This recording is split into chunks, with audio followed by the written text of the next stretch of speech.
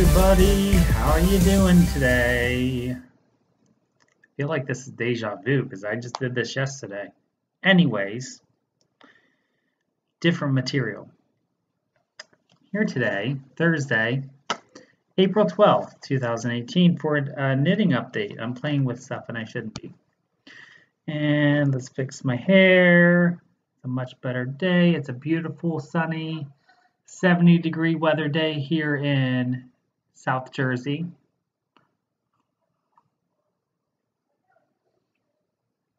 I got done early with my work today, so I'm able to record a little bit early today. Lots and lots to show you, mainly lots of stuff I bought. So let's get right into it. It's been a very busy week. Been doing a lot of knitting because I haven't really felt like cross-stitching much. Well, I shouldn't say that. I have been cross-stitching much, but I've also been knitting a lot. So I've been like doing a little bit of both every day. So, finishes. Yay, I have finishes. I actually, since the last time I've recorded an update, so my last update was 2 weeks, it was the Thursday before Easter. So 2 weeks ago, I have knitted 4 dishcloths. So I think now I'm up to 13 dishcloths since I started knitting. Yes, you heard me right. I've knitted 13 dishcloths, but basically that's all I've been knitting. And let me tell you, I'm still not perfect. Jen, Felicity Stitches Jen, go check her out. She's learning to knit with me. My dishcloths are still wonky too. And I've done 13 of them, so you're not alone. I will show you the most recent one. Now I'm attributing a little bit of it to my new needles because I think getting used to the feel of the new needles has maybe changed the wonkiness of my stitches. Let's go with that. That could be total balderdash, but anyways. So over Easter weekend, I didn't purchase this over Easter weekend, but shortly before I purchased, I think I showed you this. It's a ball of Hobby Lobby. I love this cotton, and this was in the color Paris in June. It looks like this because this is all I have left. Has blue and yellow, and you're not even going to see any of that yellow because all that you can see is the blue and white. But anyways, 2 of these my mom has because while I stitched them up for Easter, over the Easter weekend, I was knitting them at my mom's house, and I threw them at her and said Happy Easter. So she is now using them as coasters in her house. Yes, you heard me right, coasters, because she wouldn't even use them as dishcloths. And this is what they look like. Now, of course, each one is slightly different because of the striping. And I love this. I love the way the colors work out. I love the variation in the blues. I love the little bit of gray. And I love the variation in the yellows. So that is number 3. So I was able to get three dishcloths out of 1 ball, plus this much left. So I could use this for striping for something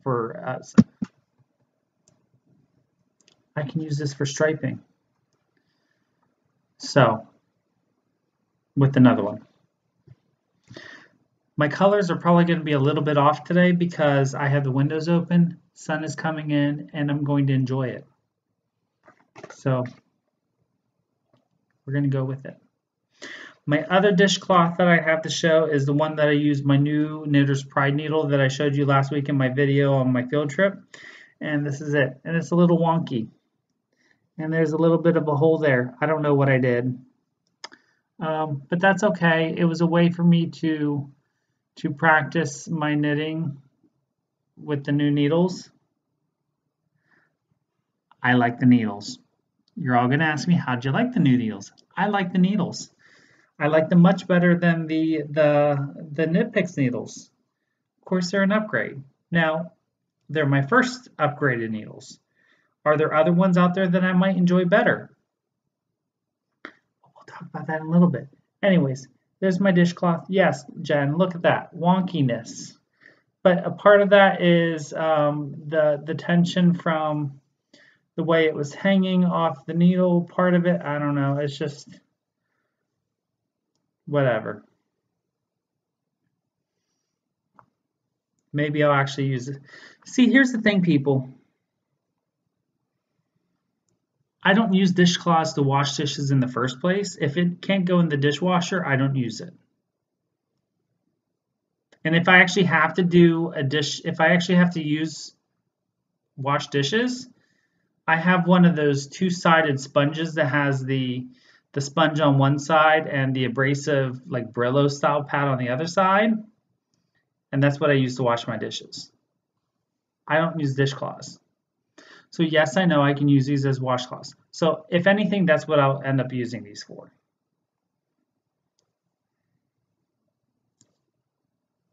So total of four dishcloths done since I've seen you last for 2 weeks. Then last night, pause please. I had to answer the screen door because I had a squirrel wanting to get fed. Anyways, okay. So last night, Caroline posted her video on using DPNs to finish the hat. So I went ahead and finished my hat. Yes, I finished my hat. And I think it looks pretty swell. And no, I'm not going to wear it for you because my hair looks pretty swell too. And I had it on last night. Okay, so here's the thing. Louise, by the way, first off, you can find the pattern on Ravelry. It's a paid pattern. Wonderful pattern. Very easy to follow and read if you're new to knitting. Wildflower wool. I will link it below. Go check it out. Louise is a member of the Fibre Friends podcast. Hi, Louise, Adrian, and Caroline.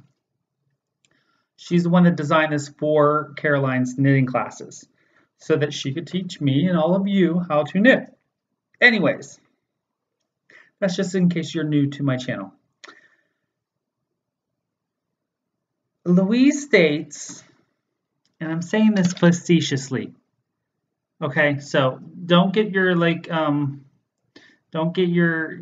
all bent out of shape because I'm saying this jokingly, mainly at me, because we're going to be talking about a part of my anatomy here real quick. Louise says this hat will stretch to a head size of 22 inches. So I was a bit concerned because according to the picture in the design on the pattern, it doesn't look very big. And then I cast on my stitches and I'm like, I don't know, Caroline, this doesn't look very big. It's not going to fit my head, but whatever. It's a learning experience. She's like, oh, don't worry, it stretches, it'll fit your head. I measure my head just to be safe. 22 inches. I have a 22-inch size head. I have a very large head. Very big head. It had to expand for all the wonderful knowledge up in here. I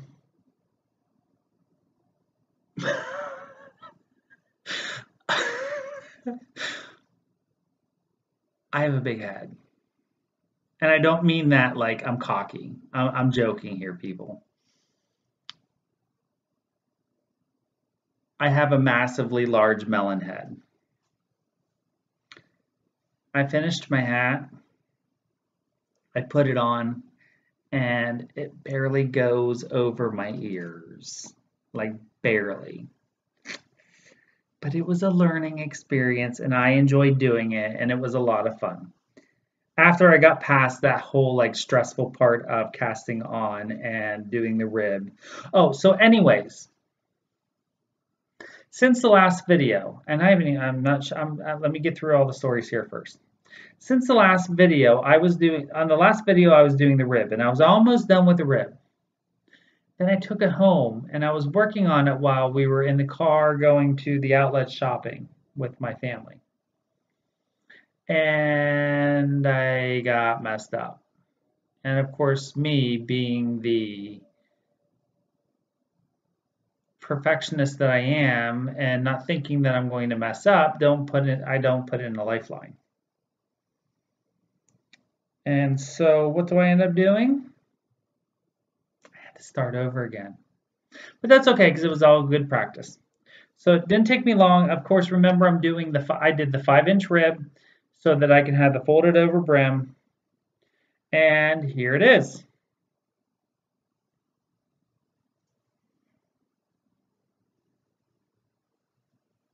And this is my super simple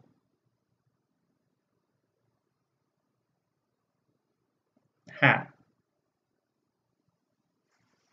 Now, just to be very clear, there are a couple minor mistakes in here, but by looking at it, you couldn't tell. There is one spot in the ribbing. You can tell right here. I'm not afraid to show you. You can tell I got off. It's only for a half of a round, and I caught it on the next go around, and I fixed it. Instead of fudging it, or instead of pulling it out, I just fixed it because I have the fold up brim. So if you properly fold up the brim, guess what? Can't see it. The other issue that I had was going into the increases somehow, and I did the increase properly, but somehow on random increase stitches, I got holes. Only on some of them, not on all of them. What did I do? I don't know. But I didn't realize until I was all the way up here in stockinette. Do you think I was going to pull out all that stockinette? No. And if I feel like it, I have 2 more balls plus this to stitch another one, knit another one. So I'm not worried about it. So what will I do with this? I have a couple friends that have much smaller heads than I do. I think most people in this world have a smaller head than I do, obviously, because, yeah. So I will see if they can fit the hat, and if so, they're going to get the hat. And if not, I don't know. But anyways, this is my super simple hat. And I'm very pleased with it. It is my first wearable project completed. So, I guess I need to update that on Ravelry. Don't know how to do that, but I'll figure that out. Anywho, thank you, Louise. Thank you, Caroline. I'm very appreciative of all the work that you guys have done to help us learn how to make these wonderful hats. And all of the projects that you have taught, or the dishcloth as well. So I know that there are other projects in the works. We're not in any huge hurry to be participating in that. I'm going to continue working on some personal knitting that I'm going to go out and start to explore on my own.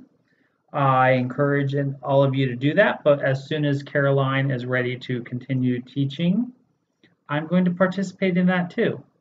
Because even if I have learned other things on my own, I can still learn new things through participation in classes, even if it's online like this.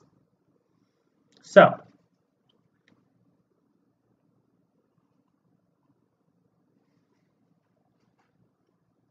that's my plan. Hat, dishcloth. Those are my finishes. Okay. Oh, by the way, I used Knit Picks Wool of the Andes tweed and Forest Heather for that.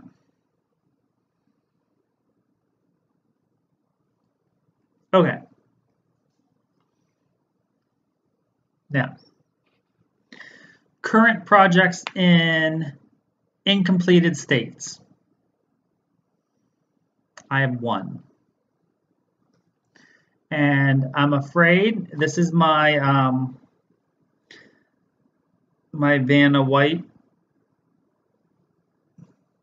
yarn, and this is my scarf that I started before the hat so that I could practice doing some rib stitch.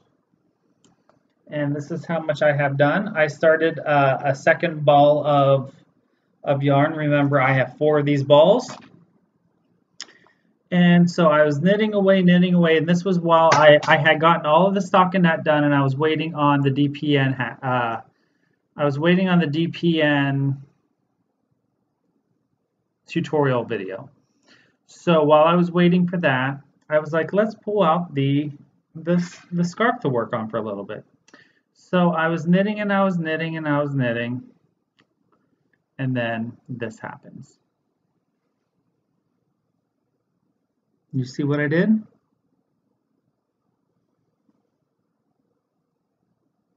I get the ribs off by 1 stitch. By 1. Don't know how I did it. Don't know when I did it because I didn't realize until I was way up here. And then the longer I thought about it, this is how much I have done. I mean, it kind of looks kind of cool like that, like it's almost like a new section. I don't know, but the more I think about it, and this was really just like a learning project for me, just to practice rib and rib stitching. So purl and knit stitch, purl stitch, to get that rib look. I think I'm going to pull it out. I'm never going to wear this scarf.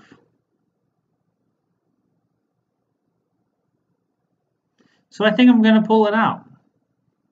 I'm probably going to pull it out, roll it up into a ball. I have 4 of these balls. So when the time is right and the pattern is right, I'm thinking maybe I will find like a sweater vest or something and stitch it up into a fall sweater vest.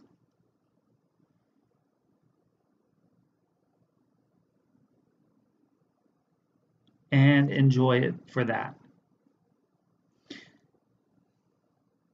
Because I'm not going to wear this. But I enjoyed it for what it was as a learning experience.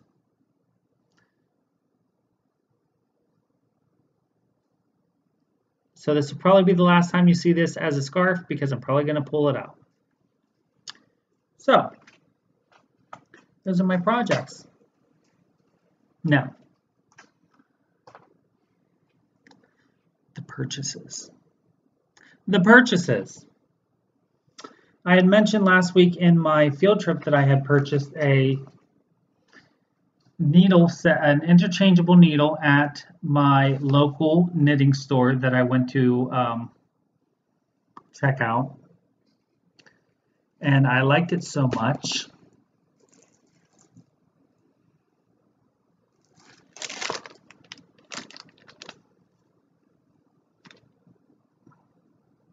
I ordered a whole set. Now, I didn't order this through the knitting store.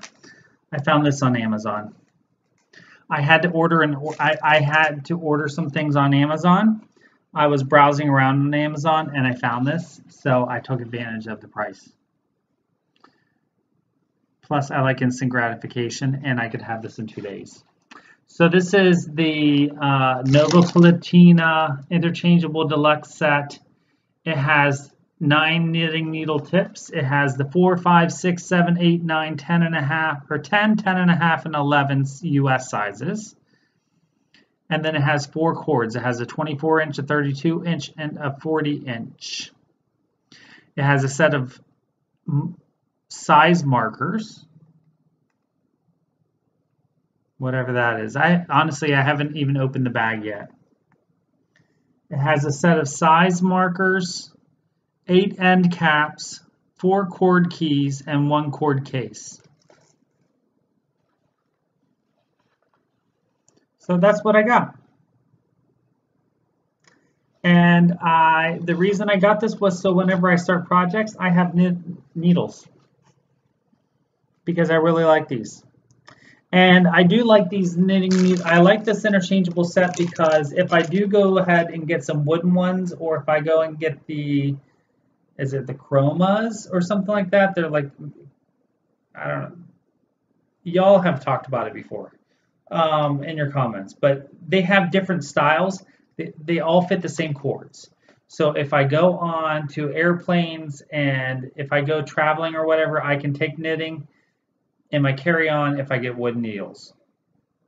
And I don't have to work, and I can just switch out the ends instead of having to worry about having to ensure that I start a project on wooden needles and knit it the whole way through on wooden needles. So that's what I got. By the way, I wanted to let y'all know, just so you know, I knitted the hat on a metal circular needle, but then my DPNs were wooden, and I can't really tell. I mean, maybe some people can. I guess there might be a slight difference in gauge. I don't know, maybe a more trained eye can see a difference, but for me, I can't really tell a difference. So if you're concerned about that, if you have only wooden one and metal of the other, I did it and I thought it was fine. I didn't have a problem with it. So just FYI to throw that out there. But of course, I'm odd and do everything against the rules.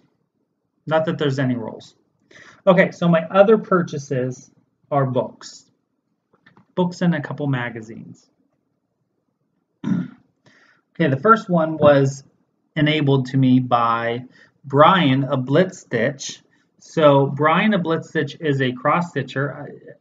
For all of you who are just knitters that are watching this, Brian is a cross stitcher that I follow on Instagram as well as YouTube. He makes wonderful videos that I love watching. I love his progress because he stitches some things, large projects like I like to stitch, but also he is a knitter. And he's been inspired to pull his knitting back out because of Caroline's videos teaching me how to knit. So, and he is doing a, one of his projects is he's knitting his, I think it's his daughter. He's knitting his daughter a blanket. And it's one of those learn to knit blankets. So I guess it's almost kind of like a granny square, but they're different squares. So each of the squares is a different square. Take that back. Ignore the, retract the word that I said granny square, because I know it's not a granny square and it's nothing like a granny square. But I use that term because meaning a granny square is in like each of the squares then are connected together to form the blanket. So each of the squares is a different pattern, and then you learn how to do different techniques in each square, and then you link it together to form an afghan. So of course I was like, what the heck? I want to do that so I can learn all the different techniques and then be ahead of the game. So I went ahead and got that book. So it's called Learn to Knit Afghan Book by Barbara G. Walker.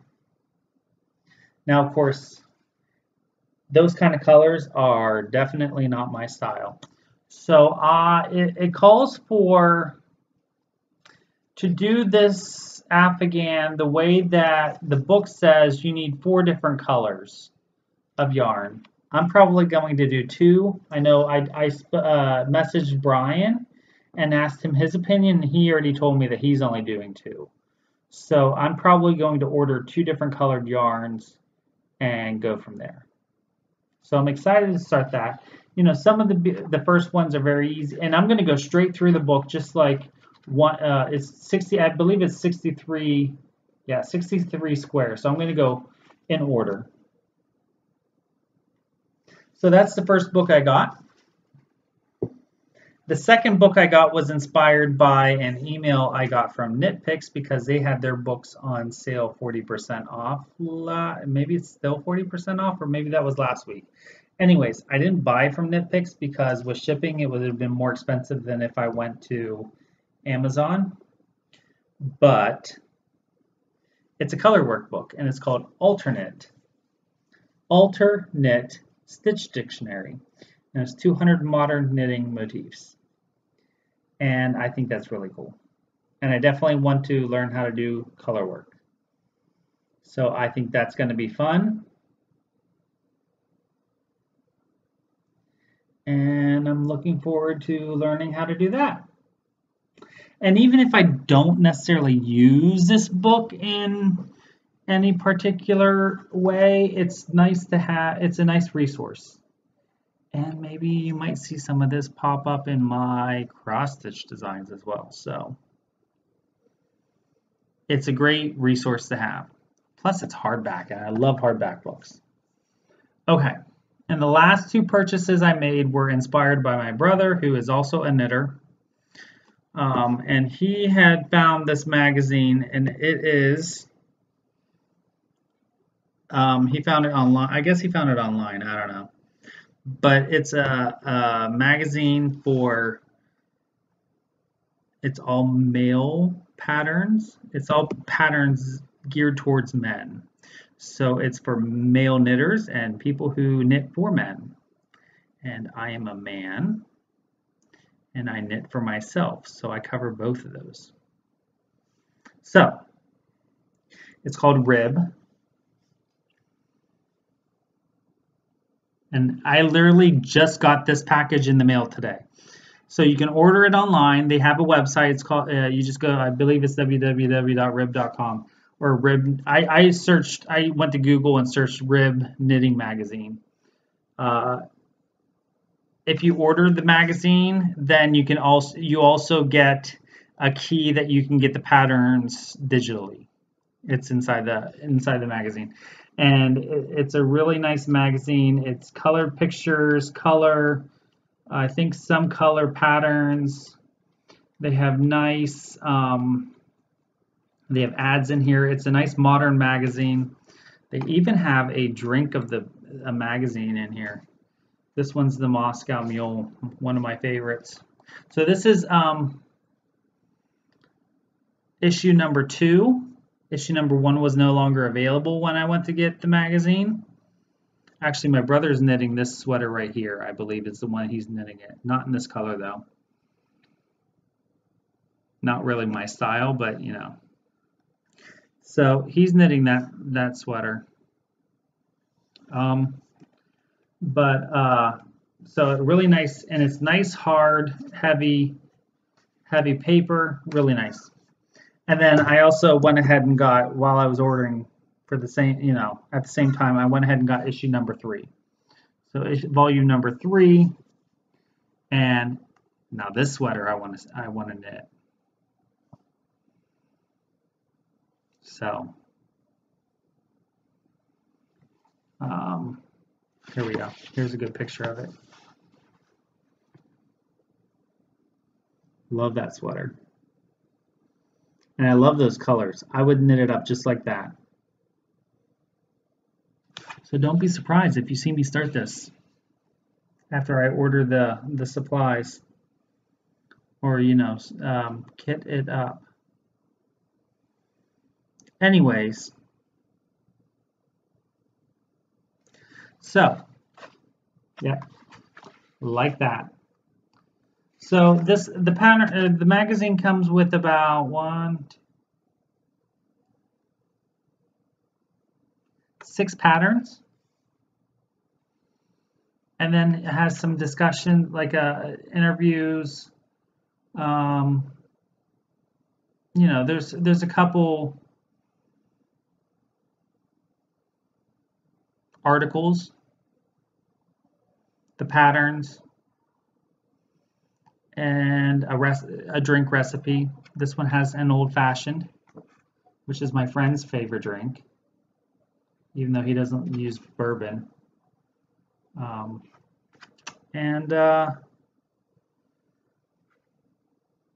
Yeah, so highly recommend if you are big into knitting for your male friends or spouse or whatever have you. So anyways, go check that out. Give them some love because they seem like they're really nice. I haven't really had a chance to look through them, but yeah, so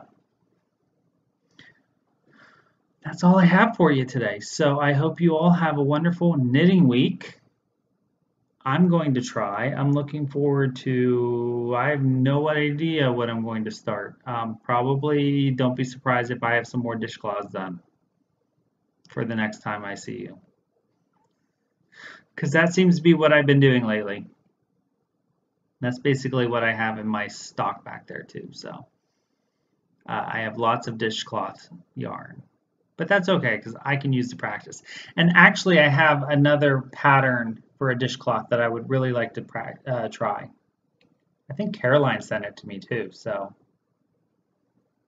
And I think it's a freebie, so I'll let you know next time if I get to it. So anyways, I'm gonna go. I'm gonna put all this stuff away and I'm gonna start getting crafty myself. So y'all have a wonderful knitting week, cross stitching if you cross stitch, and don't forget, be creative.